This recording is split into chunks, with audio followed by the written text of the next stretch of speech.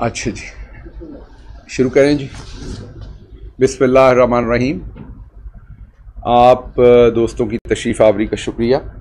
लाखों करोड़ों दरूद मोहम्मद मुस्तफ़ा सल्लल्लाहु अलैहि वसल्लम, उनकी आल पर, उनकी औलाद पर, उनकी उम्मत पर। आज दो तीन इम्पॉर्टेंट चीज़ें आपके सामने रखनी थी। जो सबसे पहली इम्पॉर्टेंट चीज़ थी जो आपके सामने रखनी है वो नेचुरली जो आजकल इन्होंने एक शोशा छोड़ा हुआ है तोशा खाना का, उसके ऊपर बात करूँगा। उसके साथ साथ मैं बात करूँगा जो मौजूदा सियासी सूरत हाल है और आगे का जो पेश मंज़र है उसके ऊपर, और उसके साथ साथ मैं बात करूँगा कि जो ये इम्पोर्टेड हुकूमत लगाई गई है, इसने पिछले 3-4 दिन के अंदर प्राइम मिनिस्टर हाउस में किया क्या कुछ है और आज शाम को ये क्या करने जा रहे हैं, ये आपके सामने मैं चीज़ें रखूँगा। सबसे पहले तो मैं आपसे ये शेयर करना चाहता हूँ कि ये जो इम्पोर्टेड हुकूमत आई है, जिसको जिस तरीके से लाया गया है वो आप सबके सामने है, किसी से ढका छुपा नहीं है। ये साजिश है, ये मदाखलत है, वो भी आपके सामने है, किसी से ढका छुपा नहीं है।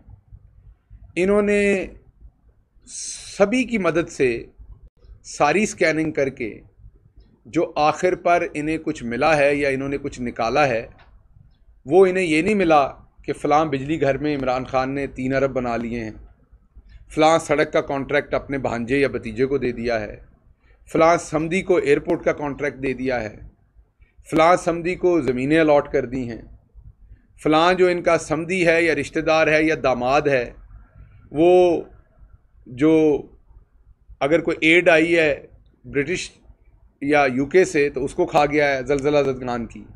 इन्हें ऐसी कोई चीज़ नहीं मिली। इन्हें नहीं मिला इमरान खान का कोई रिश्तेदार हुकूमत के अंदर, इमरान खान की कोई भी, जैसे इन्होंने एक शुरली छोड़ी हुई थी पिछली दफ़ा पावर में, जो पावर की मिनिस्ट्री थी, अपना रिश्तेदार। इन्हें कोई ऐसा नहीं मिला जो इमरान खान के बिहाफ के ऊपर मनी लॉन्ड्रिंग कर रहा था। इन्हें कोई बंदा नहीं मिला जो इमरान खान के बिहाफ पे, जैसे यूसुफ रज़ा गिलानी साहब के ज़माने में प्राइम मिनिस्टर हाउस के अंदर एक मंडी लगी हुई थी। मेरा तो ओहदा SAPM का था, उन्होंने बस ऐसे ही लेटर दिया हुआ था कोऑर्डिनेटर का, उस बंदे के अकाउंट से अरबों रुपए निकल आए थे। आपको याद होगा, एक साहब थे, उन्हें कोऑर्डिनेटर का लेटर दिया हुआ था प्राइम मिनिस्टर ऑफिस ने, और उधर बैठ के वो डीलिंग किया करते थे, और बाद में नैब ने उनके अकाउंट से अरबों रुपए रिसीव किए थे। यही शहबाज शरीफ साहब, इन्होंने अपने मैनेजर रखे हुए थे वज़ीर आला हाउस में पंजाब के अंदर, जो इनके बिहाफ पे मनी लॉन्ड्रिंग करवाते थे, और बाद में अरबों रुपए उनके अकाउंट से निकले थे। ये कुछ नहीं निकला इनके पास। ये बता क्या रहे हैं?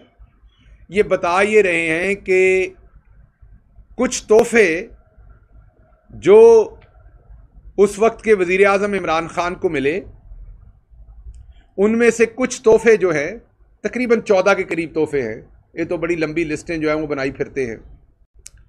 वो जो तोहफे हैं वो उन्होंने, जो उनको मिले, पाकिस्तानी कानून के मुताबिक इन्होंने पहले 10% रखा हुआ था तोहफे की। एक कमेटी जो है वो उसकी कीमत बनाती थी, उसका 10% पे करके ये लोग ले जाते थे। उसमें कुछ ऐसी चीज़ें भी थी जिनको आप लेके नहीं जा सकते। गाड़ियाँ मसलन, वज़ीर आज़म इमरान खान को भी एक गाड़ी मिली थी, आपको याद होगा, मलेशिया की तरफ से। वो आज भी खड़ी है कैबिनेट डिवीज़न के अंदर। किसी ने देखनी है तो वो जाके देख सकता है कि वो गाड़ी नहीं ली गई थी, क्योंकि उसकी कानून इजाज़त नहीं देता। वो गाड़ी वहीं खड़ी है, लेकिन जरदारी साहब और नवाज शरीफ साहब वहाँ से गाड़ियाँ लेके गए थे 10% पैसे जमा करा के। वो कानून के ख़िलाफ़ था। जो इमरान खान साहब को ये बातें करते हैं, उनमें से वही लोग हैं जो ज़लज़ला ज़दगान का हार आया था तो वो चोरी करके ले गए थे और बाद में उनसे निकलवाया गया था। अब ये जो 14 तोहफे हैं जिनको जो मिले, इनके ज़माने में 10% पैसे जमा करवाए जाते थे, फिर इन्होंने खुद ही उस 10% को 15% किया। जब हम आए हुकूमत में तो हम 15% पैसे दे के उन तोहफों को जो अलाउड है कानून के अंदर, जैसे मैंने कहा गाड़ी अलाउड नहीं है, लेकिन बाकी बहुत सारे गिफ्ट को, आपको कारपेट मिला है, कोई आपको घड़ी मिली है, कोई और चीज़ मिली है जो आप लेके जा सकते हैं, वो 15% दे के वो तोहफा लेके जा सकता था। लेकिन इमरान खान ने उस कानून को सबसे पहले रिवाइज कराया अपनी ज़ात के लिए। इन वाले काम नहीं किया। और रिवाइज किस तरफ को किया? जो शरीफ करते हैं वो काम नहीं किया। नीचे को रिवाइज नहीं किया, ऊपर को रिवाइज किया। 15% को 50% बनाया गया।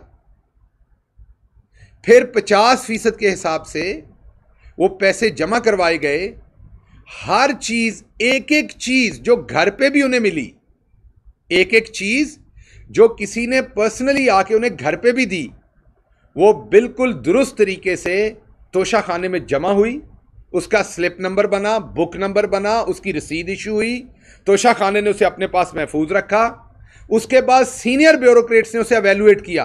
वो सारे इधर मौजूद हैं, उन पे केस बना लें। गलत किया उन्होंने तो आप ही ने उनमें से बहुत सारों को भी तैनात किया। आपके माथे के झूमर हैं इस टाइम। तो वो अगर उन्होंने उसकी गलत एवेल्युएशन की तो उनके ऊपर केस बना ले। उन्होंने अपने फराइज जो मनसबी थे उसमें गलती की।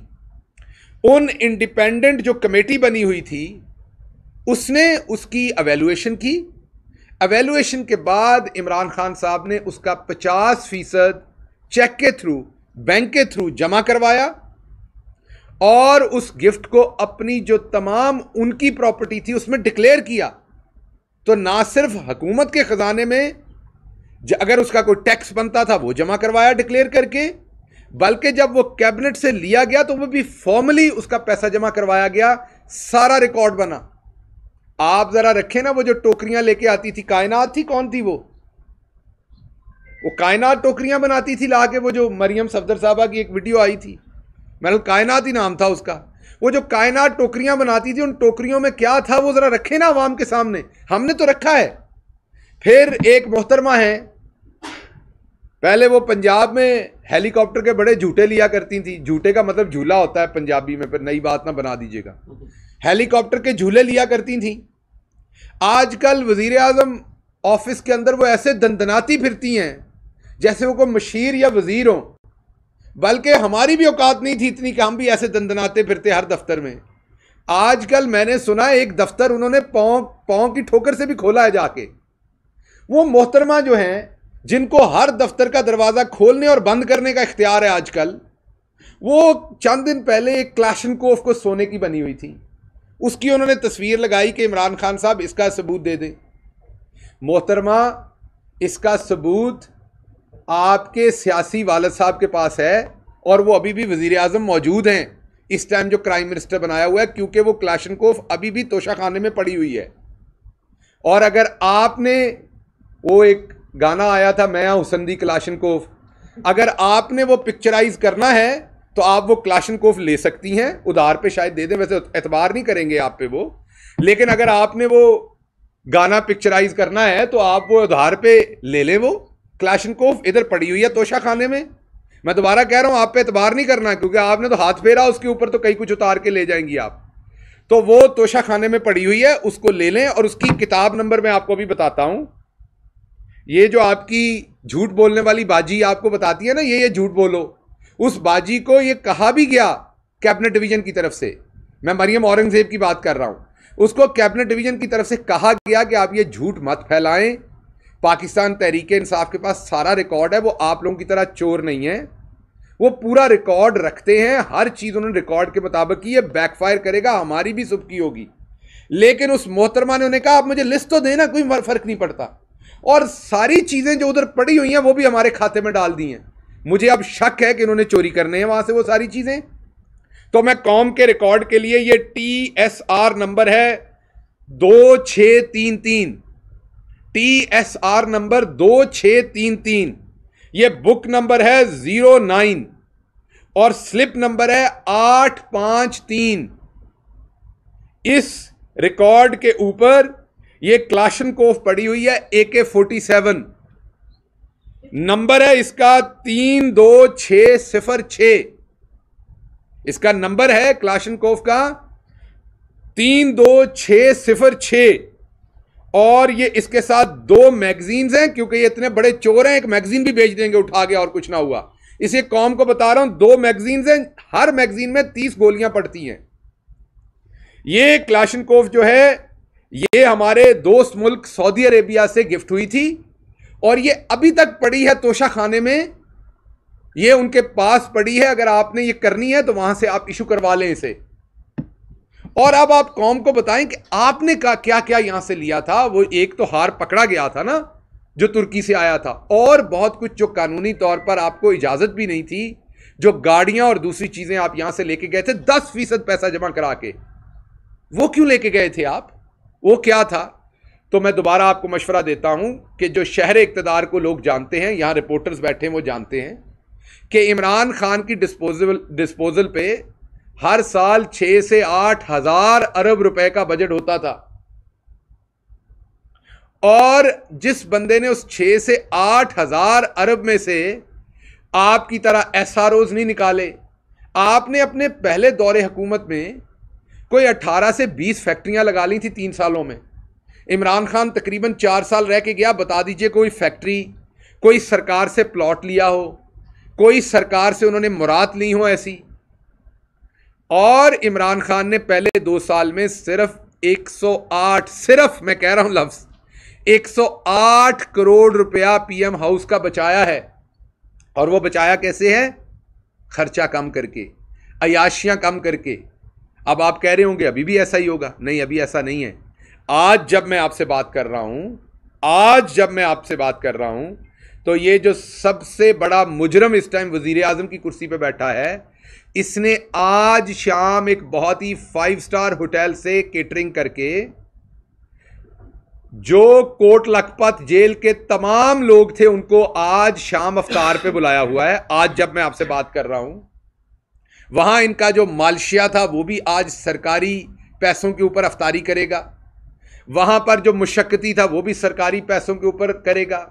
जो लोग इन्हें गलत और सही तरीके से असायाश देते थे वो भी करेंगे। जो इन्हें अंदर छुपा के मोबाइल फोन फराहम करते थे वो भी इफ्तारियां करेंगे। तो पूरी की पूरी एक किस्म की जेल जो थी उसको आज आपके पैसों के ऊपर बुला के अफ्तारी करवाई जा रही है। 2 दिन पहले मुझे यहां बैठे हुए एक सहाफी ने बताया था कि उन्होंने कहा कि आपको चाट भी खिला दी, आपको शरबत भी पिला दिया, आपको अफ्तारी भी करा दी। अगर मैं गलत हूं तो यहां सहाफी बैठे हुए मुझे करेक्ट करें। ये शहबाज शरीफ साहब के लफ्ज थे वजीर आजम हाउस में सहाफियों को कि आपको शरबत भी पिला दिया, आपको चाट भी खिला दी, आपको अफ्तारी भी करा दी, कोई और हुक्म साढ़े लाइक। सो ये आपके बाप का पैसा नहीं है, ये पैसा इमरान खान ने तिनका तिनका करके जोड़ा था। एक साल में 56 करोड़ बचाया था इन अयाशियों को बंद करके। ये सारे साफी खुददार हैं, ये सारे साफी गैरतमंद हैं, ये अपने घरों से भी खा सकते हैं। ये तो आपको मिलने जाते हैं, इनको तो नहीं पता होता आप वहां पर इस तरह के लेविश अरेंजमेंट जो है वो कौम के नाम पे करेंगे। एक दिन साफियों को बुलाते हैं, अगले दिन तमाम मशक्कतियों और मालशियों को बुला लेते हैं आप, जैसे आज बुलाने जा रहे हैं। तो आपको मिला कौन सा शोशा है? सब कुछ करने के बाद मैंने दोबारा कहा ना, इमरान खान की 18 फैक्ट्रियां मिली। जरदारी साहब ने 51 दौरे किए थे दुबई के जाती, क्या इमरान खान ने कोई एक किया? नवाज शरीफ ने कोई 21 से 23 दौरे किए थे बरतानिया के जाती, जिसमें 777 जहाज इस्तेमाल होते थे, पूरा पूरा टब्बर इस्तेमाल होता था, साथ जाता था, अरबों रुपए लगते थे उन दौरों के ऊपर। क्या इमरान खान ने ऐसा एक भी दौरा किया? क्या इमरान खान ने कोई एक शाह खर्ची की या इमरान खान के किसी मुशीर या वजीर ने की? मैं बैठा हूं आपके सामने, उनके क्लोज तरीन काम किया इमरान खान के साथ। लाइन नैब आपके पास है, इदारे आपके पास है, लाइन कोई चीज निकाल के कि मैंने शाह खर्ची की हो, यहां उमर जट साहब बैठे, इन्हें मैंने कोई काजू खिलाए हो या इन्हें मैंने कोई मटन कुन्ना खिलाया हो। ये हमारे पास आते थे अपनी जेब से, इनको पता है सेवर फूड का यहां से बुला के चावल जो है इनको खिलाता था अगर मेरे पास कभी आते थे। हमारे पास भी यही खजाना था, हमारे पास भी यही वजीर आजम हाउस था, हमारे पास भी यही हुकूमत थी। सिर्फ फर्क एक था, फर्क यह था कि ऊपर इमरान खान बैठा हुआ था जिसे कौम का फिक्र था, जिसे कौम के पैसे की फिक्र थी। अगर इमरान खान ना होता हमने भी बाज नहीं आना था। मैं आपको यह बताऊं, हमारे भी बहुत सारे लोगों ने यही काम करने थे। फर्क एक ही था और कोई फर्क नहीं है। एक फर्क है, ऐसे ही मैं झूठ बोलूंगा आपसे, और वो इमरान खान है। इमरान खान के डंडे की वजह से लोगों को डर था, हर एक को पता था वो ये नहीं करने देगा, तो नहीं हुआ। तो आप ये जो शोशे छोड़ रहे हैं कि आपको आखिर पे कह रहे हैं इमरान खान ने जी ये 2 करोड़ कमा लिया। मुझे एक बात बताएं, जो प्लॉट मिलते हैं बहुत सारी ऑर्गेनाइजेशंस में, जजेस हैं, जर्नैल हैं, ब्यूरोक्रेट्स हैं, चंद हजार चंद लाख रुपए जमा करके प्लॉट मिलते हैं, उनको बाद में करोड़ों रुपए बेचा जाता है। क्या कभी किसी ने सवाल पूछा है? इमरान खान ने तो वजीर आजम होकर ऐसा कोई प्लॉट नहीं लिया। कभी सवाल पूछा जाता है ये तो सरकार का प्लॉट था, आपने क्यों बेच दिया? भाई सवाल इसलिए नहीं पूछा जाता कि जब उन्होंने ले लिया, सही दिया या गलत दिया वो क्या अलग बात है। जब ले लिया तो वो उनकी प्रॉपर्टी बन गई प्लॉट, वो उसको बेचे या रखे उनका हक है। बहुत सारे इदारों में लोगों को गाड़ियां मिलती हैं, जब वो गाड़ियां ले जाते हैं तो आप उनसे पूछते हैं कि आपने बेची हैं या रखी हैं। जब आपने एक चीज पैसे अदा करके ले ली वो आपकी प्रॉपर्टी बन गई। हां, बात यह है कि क्या लेते हुए डिक्लेयर हुई, क्या उसके बाद वो आपकी प्रॉपर्टी या टैक्स के अंदर डिक्लेयर हुई? अगर तो इमरान खान का कोई एक पैसा, एक चीज डिक्लेयर्ड नहीं है, डॉक्यूमेंटेड नहीं है, तो बात करें। शोशे मत छोड़ें। एक बंदा जिसके हाथ के नीचे हर साल 6 से 8 हजार अरब था, उसके बारे में यह ना बताएं कि वो 1 करोड़ 2 करोड़ 3 करोड़ ये इमरान खान ने कमा लिया। इमरान खान तो एक बैड साइन करे ना तो वो करोड़ों रुपए में जाता है। इमरान खान एक इंटरव्यू दे तो जो आप इल्जाम लगा रहे हैं उससे ज्यादा पैसों में जाता है। इमरान खान तो किसी फंक्शन पे चला जाए तो इससे ज्यादा पैसा जमा हो जाता है वहां लोगों के लिए या किसी कॉज के लिए। तो आप चांद की तरफ देख के ना थूकें, आपका थूक बड़ा जहरीला है। आपके अपने मुंह पे पड़ना है ये थूक और आपका मुंह झुलस जाना है आपके जहरीले थूक से, क्योंकि आपके अंदर बहुत गंदगी और पॉइजन है। तो इसलिए अगर तो वाकई इस हुकूमत के अंदर किसी ने करप्शन किया, जो करप्शन के कारनामे आप लोगों के थे, तो लाएं मैदान में, हम इंतजार कर रहे हैं। आप लाएं, हमारे ऊपर वो केस बनाएं, बताएं कि हमने ये करप्शन किया है, बताएं कि इमरान खान के किस रिश्तेदार ने कौन सी वजारत इंजॉय की है, बताएं इमरान खान ने कितनी फैक्ट्रियां बनाई हैं, बताएं इमरान खान ने कितने दुबई के या लंदन के दौरे किए हैं, बताएं कि इमरान खान ने किस तरीके से आपसे अगर कोई दुगना पैसा इस्तेमाल किया है, बल्कि आपसे दुगनी बचत किया इमरान खान ने हर जगह के ऊपर। तो इसलिए मैं आज ये चैप्टर मैं इनको तो जवाब नहीं देना, मैं आम आवाम के लिए कह रहा हूं कि ये बहुत सारी मिस इन्फॉर्मेशन फैला रहे हैं। आपने इन चोरों और इंपोर्टेड हुकूमत की इस जद में नहीं आना। आपका लीडर जो इमरान खान है, आप सबको पता है, मुझे बताने की भी जरूरत नहीं है कि आप उस पर कोई इल्जाम लगा लें, लेकिन पूरी कौम को पता है कि वो एक वफादार लीडर है, वो एक ईमानदार लीडर है और वह एक पैसे का रवादार नहीं है। जो चीज कानून के मुताबिक थी, जिसकी इजाजत थी, सिर्फ वो चीज उसी कानून को फॉलो करते हुए उसी तरीके से की गई। अब मैं आता हूं दूसरी तरफ यह है कि जो इस वक्त के हालात हैं इंपोर्टेड हुकूमत के, आज इन्होंने इस्लामाबाद में हमें स्क्रीन लगाने से मना किया है। लाहौर के अंदर इन्होंने कहा है कि वजीर आजम जो है एक्स वो ना जाएं वहां पर। आज जब मैं आपसे बात कर रहा हूं, आज तो जो सिक्योरिटी देनी थी वजीर आजम को, इन्होंने वो एप्रोप्रिएट सिक्योरिटी इन्होंने नहीं दी हुई, बयानबाजी ये कर रहे हैं। ये मैं इंपॉर्टेंट बात आपको बता रहा हूं। जो उनका हक बनता है जिन चीजों के ऊपर, इन्होंने वो चीजें भी नहीं दी हुई। या प्रेस कॉन्फ्रेंसें करेंगे, ये दिया है वो दिया, जो उनका हक बनता है वो चीजें नहीं दी। पाकिस्तान के जो बिजनेसमैन है, पाकिस्तान के जो ग्रेड 21-22 के लोग हैं, वो तमाम लोग लाउंज से सफर करते हैं, आपको पता है। और ये कोई बड़ी चीज, वजीर मशीर तो बहुत बड़ी बात है, इवन आम ब्यूरोक्रेट्स, जर्नलिस्ट बहुत सारे वो उन लाउंज से ट्रैवल करते हैं। जब इमरान खान पेशावर गए तो इन्होंने उस लाउंज से ट्रैवल नहीं करने दिया, हालांकि ये उनका हक बनता है। सिक्योरिटी कंसर्न है। इमरान खान सिर्फ इस मुल्क का एसेट नहीं है, सिर्फ हमारी जमात का एसेट नहीं है, इस अवाम का एसेट नहीं है, वो इस टाइम पूरी उम्मत मुसलमान का एसेट है, असासा है। क्यों असासा है? इस्लामोफोबिया पे सिर्फ वो एक लीडर था जिसने बात की। इस्लामोफोबिया क्या है? जब मुसलमानों को बाहर दाढ़ी रखने पे और हिजाब करने पे या मुसलमान होने के ऊपर गाली गलोच या हमला किया जाता है, इसके ऊपर इमरान खान ने बात की, सिर्फ डट के बात की। नबी करीम मोहम्मद मुस्तफ़ा सल्लल्लाहु अलैहि वसल्लम, जिन पर हमारी जान भी कुर्बान, उनकी हुर्मत के ऊपर सिर्फ एक लीडर ने बात की पूरी दुनिया में, बाकी सब गुंगे रहे। सिर्फ एक लीडर ने डट के बात की और वो इमरान खान है। आपको पता है जिन्होंने उनके लिए गुस्ताखाना खाके बनाए, उन्होंने आज किस तरह से खुशियों का इजहार किया इमरान खान के जाने के ऊपर। आपके सामने उनके ट्वीट्स हैं। इमरान खान साहब की जान को मुझे कहने की जरूरत नहीं, आप सबको पता है कि खतरा है, लेकिन यह हुकूमत अपने घटिया हथकंडों के ऊपर है और हम कोई गिला नहीं कर रहे। इमरान खान का जो पूरे का पूरा एतकाद है, यकीन है, ईमान है, वो अल्लाह रब्बुल इज़्ज़त की ज़ात के ऊपर है। इमरान खान इस तरह के हथकंडों से, आपके हथकंडों से ना डरने वाला है ना पीछे होने वाला है।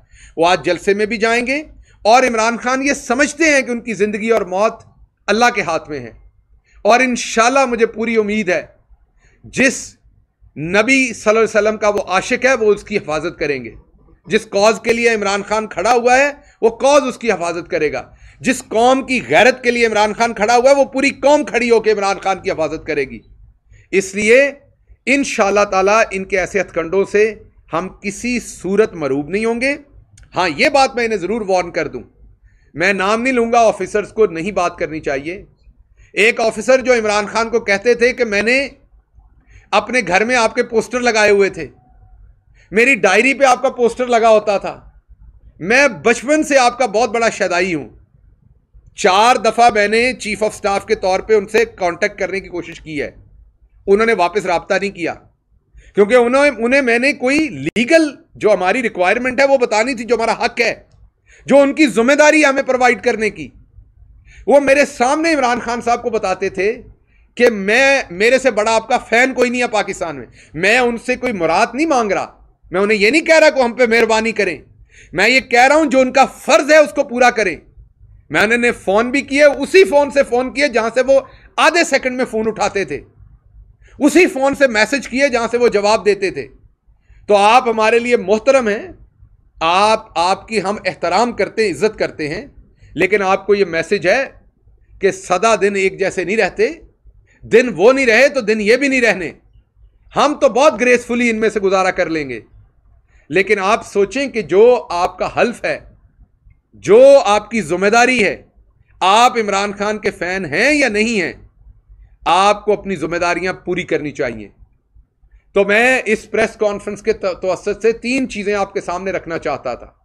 पहली बात, मैं एक कंक्लूसिव स्टेटमेंट दे दूं कि तोशा खाने का सारा जो किस्सा है वो एक शोशा खाना है, और उसमें सवाए कुछ नहीं एक ऐसा बंदा जिसके नीचे अरबों हजारों अरब रुपए थे, हर साल के 6 से 8 हजार अरब थे। तो आप देख लीजिए 4 सालों में 50,000 अरब थे।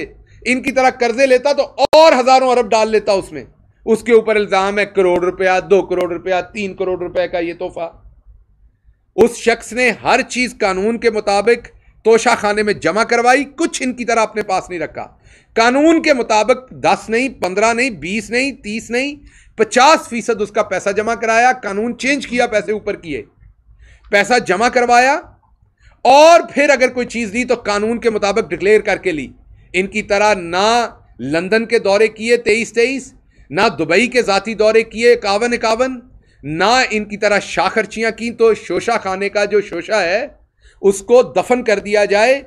अवाम को सारी को पता है, वो नहीं सुन रहे, लेकिन आपके लिए मैं बताऊं कि ये आपके काम नहीं आना। दूसरी, मैंने वार्न किया इन्हें कि जो ये इमरान खान साहब को प्रॉपर सिक्योरिटी और जो चीजें उनका हक बनता है वो उनको नहीं दे रहे, उसका हिसाब अवाम इनसे लेगी। और अगर हमें दीवार के साथ ना लगाएं, आपके पल्ले कुछ नहीं है, आपकी तो आप कांपे में नहीं टांग रही, उससे कुछ ऊपर टांग रहा है। इसलिए हम आपको बता रहे हैं कि एक कॉल की मार हैं आप, सिर्फ एक कॉल की। हम वो काम नहीं करना चाहते। हम चाहते हैं कि पूरे पुरअमन तरीके से हम इलेक्शन में जाएं और इलेक्शन हो और अवाम फैसला करें कि इस मुल्क की हुक्मरानी किसी इंपोर्टेड गद्दार ने करनी है, किसी इंपोर्टेड शख्स ने करनी है, या अवाम ने अपने हुक्मरान जो हैं वो खुद चुनने हैं। तो पहली बात तो यह है कि हम चाहते हैं कि फौरी इलेक्शन हो, लेकिन उससे पहले आप हमें दीवार के साथ मत लगाइए, पहली बात। दूसरी, जो खान साहब की सिक्योरिटी है और उनके जो भी उनके इंतजामात हैं, जो उनका हक बनता है कानून के मुताबिक, उसमें आप इस तरह की बददियानतियां करके अखबारी शोशे ना छोड़ें कि हम अब ये कर रहे हैं, हम अब वो कर रहे हैं। हमने ये बात नहीं करनी थी, हमें तो ये बड़े दिनों से पता है आप क्या कर रहे हैं। मैंने जिस ऑफिसर की बात की वो बड़े दिनों से वो अपने फराइज जो है उसके ऊपर जवाब नहीं दे रहे। हमने बात इसलिए की है कि कल ये शोशा छोड़ा गया और आज ये अखबारों में लगा कि शहबाज शरीफ ने हुक्म दिया है, तो फिर आवाम को बताने के लिए जरूरी है कि मैं आपसे शेयर करूं कि हो क्या रहा है। और दूसरी बात जो मैंने आखिरी आपको बताई है कि यहां पर भी हमें जलसे से रोका जा रहा है, स्क्रीन नहीं लगाने दी जा रही, लाहौर में भी हम हर जगह जलसा करेंगे, पुरअमन जलसा करेंगे, कानून के मुताबिक जलसा करेंगे। यह तहरीक रुकेगी नहीं। आप सिर्फ 8-10 दिन और रुक जाएं। अगर आपको हमने यह दिखाया ना कि आपने किस कौम को हाथ डाला है, तो आप हमारा नाम बदल दीजिएगा। 10 दिन के बाद आपको दिखाएंगे कि यह कौम होगी और आप होंगे।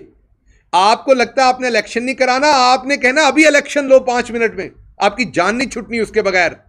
मैं आपसे वादा करता हूं, यह मेरी आज की स्टेटमेंट लिख लें, अगले 2 हफ्तों के बाद आप हमें कहेंगे कि जी इलेक्शन किस दिन कराना है, बुध को या जुमेरात को कराना है, इलेक्शन कराते हैं। इसलिए बंदे के पुत्र बने और हमें दीवार के साथ लगाने की कोशिश ना करें, क्योंकि आप हमें मसल नहीं सकते। हमारे कंधों के पीछे पाकिस्तान की पूरी अवाम खड़ी है, इमरान खान के पीछे पाकिस्तान की पूरी अवाम खड़ी है। आप जो भी साजिश बुनेंगे वो वापस आपके मुंह पे आनी है। तो इस तरह के काम ना करें जिससे आपको हजीमत हो। जो आप इल्ज़ाम लगाएंगे उसका डट के आपको जवाब दिया जाएगा, क्योंकि हमने 4.25 साल इस कौम के एक एक पैसे को अपना पैसा समझ के, दर्द लेके, अपना घर समझ के, अपना कुनबा समझ के मेरे लीडर ने इसको खर्च किया है। आपकी तरह नहीं किया, ना मेफेयर में फ्लैट बनाए हैं, ना कोई और चीज़ें की हैं। इसलिए आप जो इस तरह की किरदार कशी पे उतरे हैं, इससे आप बाज रहिए और हम आपको इसकी इजाज़त किसी सूरत नहीं देंगे। आखिरी बात, हमारी MPA आसिया साहबा, उनको जिस तरीके से तशद्दुद का निशाना बनाया गया पुलिस की तरफ से, एक एक शख्स का हमें पता है जिसने तशद्दुद का निशाना बनाया, कानून के मुताबिक उनके खिलाफ कार्रवाई होगी। उनके ऊपर तशद्दुद किया, वो इस टाइम जिंदगी और मौत की कशमकश में हैं। वो इस वक्त कोमा में हैं, वेंटिलेटर पे हैं, सबको पता है। और जिस तरीके से सारे काम को इग्नोर किया गया, ना 62 के ऊपर कोई अभी तक फैसला आया, ना लोटों के ऊपर को फैसला आया, हाथ बांध के हर जगह पर अनफेयर तरीके से इमरान खान को हराने की कोशिश की गई। इस हर चीज को कौम देख रही है। उतना जुल्म करें जितना बर्दाश्त करना है इस अवाम ने। जब आप अवाम के ऊपर एक हद से ज्यादा जुल्म करेंगे तो अवाम रिएक्ट करेगी। हम इस मुल्क के इंटरेस्ट में, हम इस मुल्क की बेहतरी के इंटरेस्ट में, हम आपकी तरह नहीं है जरा से पांव जले तो अपने इदारों को गालियां दें। हम आपकी तरह से नहीं है कि जरा से पांव जले तो सुप्रीम कोर्ट पे हमला कर दें। हम मैक्सिमम रिस्ट्रेन करेंगे, इंशाल्लाह आगे भी करेंगे। लेकिन आप एक चीज़ को अंडर एस्टिमेट ना करें, अवाम इस सारी बात पे बहुत गुस्से में है। खुदा की कसम हमें खुद डर लगता है जितनी अवाम गुस्से में है। हमें डर इस बात का लगता है कहीं वो हमारी बात मानने से भी इनकार ना कर दें। आपने अगर अवाम का गुस्सा देखना है तो आज लाहौर में आए। आपने अगर अवाम का गुस्सा देखना है तो पेशावर की फुटेज देखें, कराची की फुटेज देखें। ये ना हो अवाम हमारे पूछे बगैर फिर किसी काम पे चल पड़े, तो उस हद तक हमें लेके जाएं, बगैर फिर किसी काम पे चल पड़े तो उस हद तक हमें लेके जाएं, अवाम को लेके जाएं जिस हद तक वो सारी चीज़ें बर्दाश्त हो सकती हों। जो हो गया वो सबको पता क्या हो गया। आगे आइन, कानून और इंसाफ के मुताबिक फैसले किए जाएं। हम आपसे किसी से कोई मुराद नहीं मांगते, हम फ्री फेयर इलेक्शन मांगते हैं। अवाम को फैसला करने दें। डॉक्टर साहब ये बताइएगा, आपने इमरान खान चेयरमैन पीटीआई की सिक्योरिटी के हवाले से बड़ी डिटेल बात कर ली है, लेकिन सर एक चीज़ जो आज सुबह ही प्राइम मिनिस्टर ऑफिस से रिलीज़ की गई, उसमें ये कहा गया कि प्राइम मिनिस्टर शहबाज शरीफ ने बड़ा नोटिस लिया उनके इमरान खान को सिक्योरिटी थ्रेट का। सर उन्होंने एक तो मरासला लिखा तमाम चीफ सेक्रेटरीज और आईजीज को, और ये मेक श्योर करने के लिए कहा कि वो जिस सूबे में भी जाएंगे उनकी सिक्योरिटी की जिम्मेदारी उन सेक्रेटरीज और आईजीज पर होगी।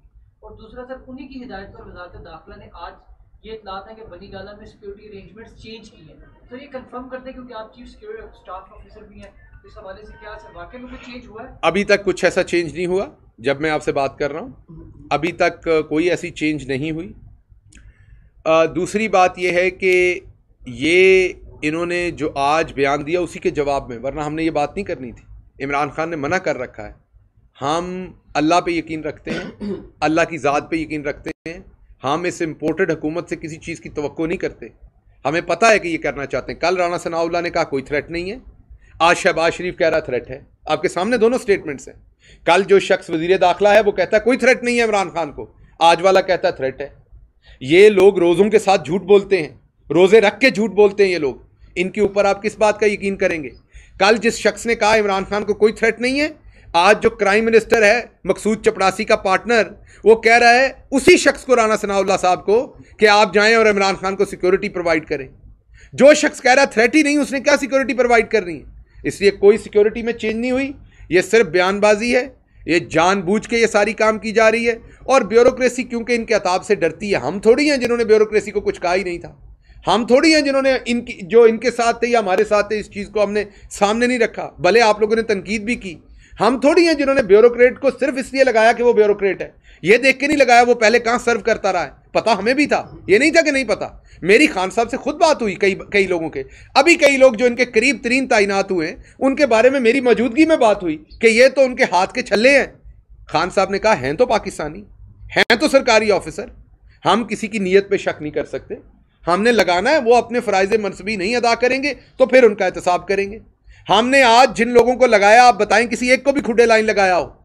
तो इसलिए मैं सरकारी अफसरान को ये कह रहा हूं, हमें कोई मुराद ना दें, आप हमारी चांपी ना करें, लेकिन आप जो कानून के मुताबिक, रियासत के कानून के मुताबिक आपकी जिम्मेदारी है, उसको ज़रूर पूरा करें। आप इनके तमाम अल्ले तल्लों को सिक्योरिटी देते हैं, इस मुल्क कौम का जो और इस पूरे उम्मत मुस्लिमा का जो बंदा असासा है, आप उसकी सिक्योरिटी के ऊपर ऐसा ना करें। अगर कोई लैप्स हुआ तो फिर आप ये याद रखिएगा, आवाम होगी और आप होंगे। अच्छा गिल सर, ये बता दें कि आपका एक मौके पर तहरीक-ए-इंसाफ का कि आपकी गवर्नमेंट को गैर मुल्की साजिश की वजह से खत्म किया गया। आपकी पार्टी के सीनियर रहनुमा जो है फवाद चौधरी, उन्होंने एक टीवी शो में बताया है कि इस्टेब्लिशमेंट के साथ जो है हालात ख़राब हुए, ताल्लुकात वैसे नहीं रहे, जिसकी वजह से उनकी हुकूमत को घर जाना पड़ा, नहीं तो भी हुकूमत में। देखिए, फवाद चौधरी साहब का एक जारी बात, वो एक सियासी लीडर हैं, उनका एक अपना नुक्ता नज़र हो सकता है। जो मेरा नुक्ता नज़र है वो ये है कि एक बैरूनी साजिश की गई और वो आपके बिल्कुल सामने है वो नुक्ता नज़र हमारा, वो मरासला भी सामने है सबके। वो बैरूनी साजिश की गई, उसके बाद ऑप्टिक्स कोई जो मर्ज़ी समझे और जो कोई मर्ज़ी बना ले, वो बात की बात है।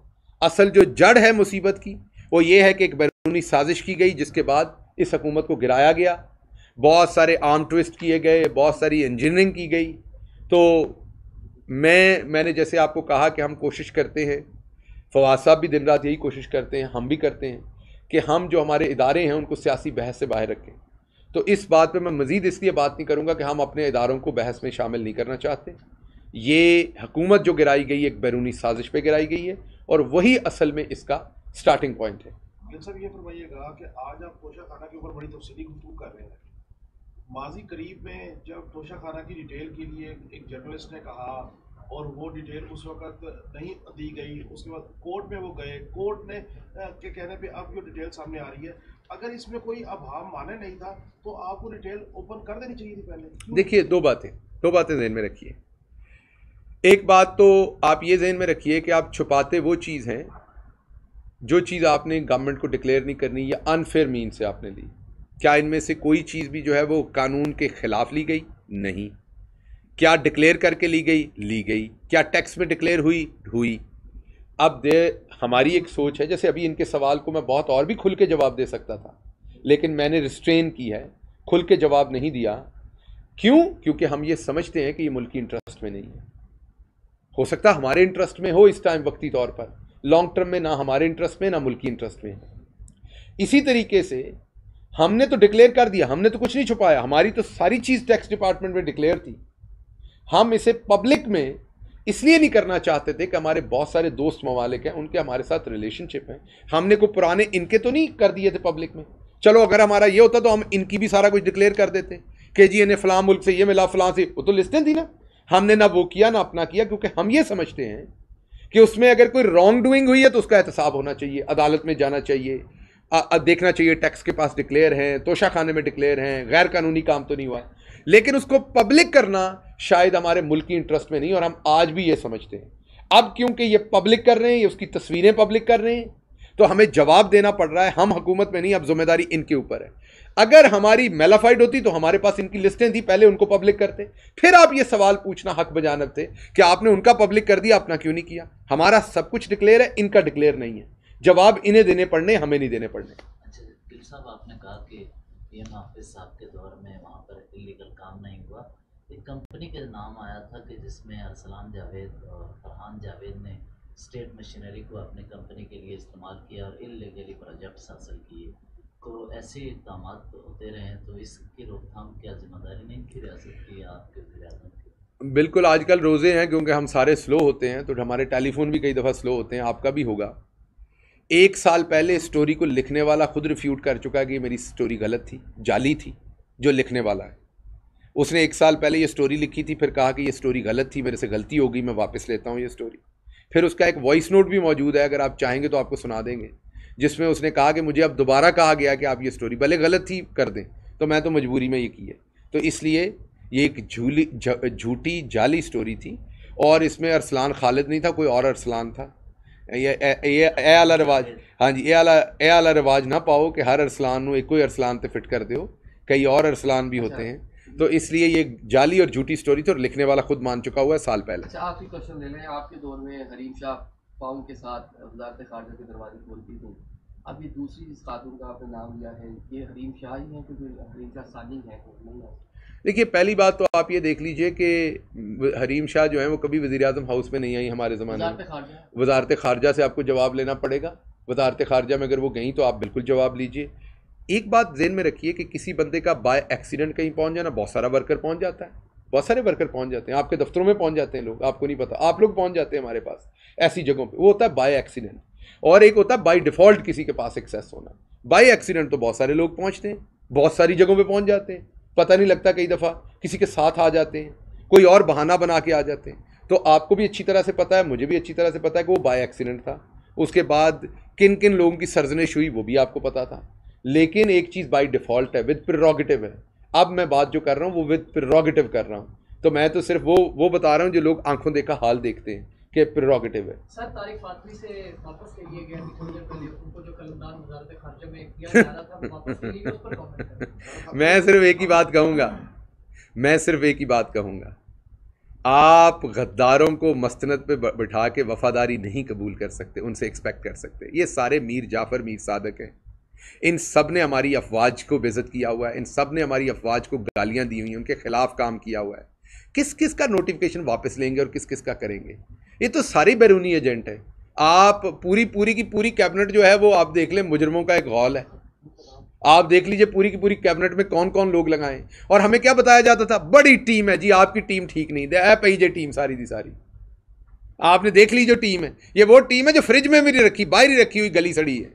चले इन्हें फ्रिज में ही रख लेते, थोड़ी सी ठीक होती, इनके चेहरे ही थोड़े ठीक हो जाते, मतलब थोड़ा टाइम दे देते इनके जुर्मों को झूठे सच्चे, जैसे इन्होंने अब एनआरओ लेने हैं अदालतों से, झूठे तरीके से उन्होंने बरी होना है, कोई इन्हें झूठे तरीके से बरी करा लेते, कम अज़ कम को फेस सेविंग रह जाए। सारे जमानतों के ऊपर सारे क्रिमिनल जो है उनको बिठा दिया है।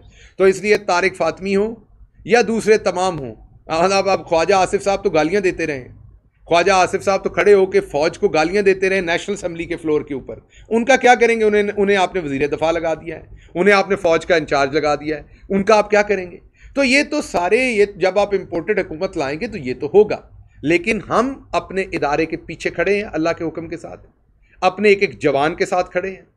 हम बिल्कुल किसी सूरत भी इनको कोई ऐसी हरकत करने से पूरी कोशिश करेंगे, अपनी जान तन मन धन लौटाएंगे कि ये दोबारा हमारे किसी, लेकिन इनकी फितरत में है, कोशिश ये ज़रूर करेंगे, हटेंगे नहीं। बहुत शुक्रिया।